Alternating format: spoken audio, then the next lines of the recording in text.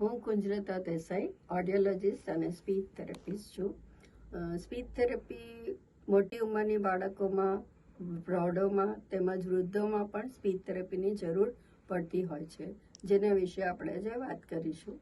યુવાનોમાં ઘણીવાર ઉંમરની સાથે જાતિની સાથે અવાજ ચેન્જ થતો નથી અને ઘણીવાર અવાજ નોર્મલ રહેતો નથી, તો તેવી વ્યક્તિઓમાં ઘણીવાર બોલતા હકલાવું કે અટક આવવી અથવા કોઈ બીમારીને લીધે મોઢાના સ્નાયુઓ નિયમિત કામ કરતા નહીં હોય, ખોરાક ગળવાની તકલીફ ઊભી થતી હોય, તો તેમાં પણ સ્પીચ થેરેપિસ્ટનો ઘણો મોટો રોલ હોય છે.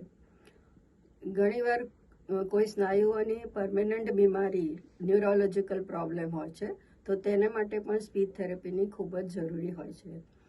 કોઈ એક્સિડન્ટને લીધે માથામાં ઈજા થઈ હોય, એટલે બ્રેઇન ઇન્જરી જેને આપણે કહીએ, તેમાં ભાષા સમજવાની તેમજ ભાષા બોલવાની તકલીફ ઊભી થાય છે, જેમાં સમયસર સ્પીચ થેરેપી આપવામાં આવે તો વ્યક્તિ નોર્મલ રીતે વાણી અને ભાષાનો ઉપયોગ પોતાની રોજબરોજની પરિસ્થિતિઓમાં કરી શકે છે.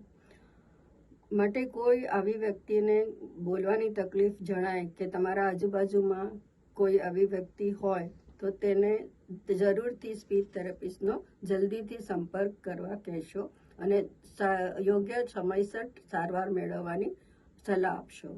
Thank you.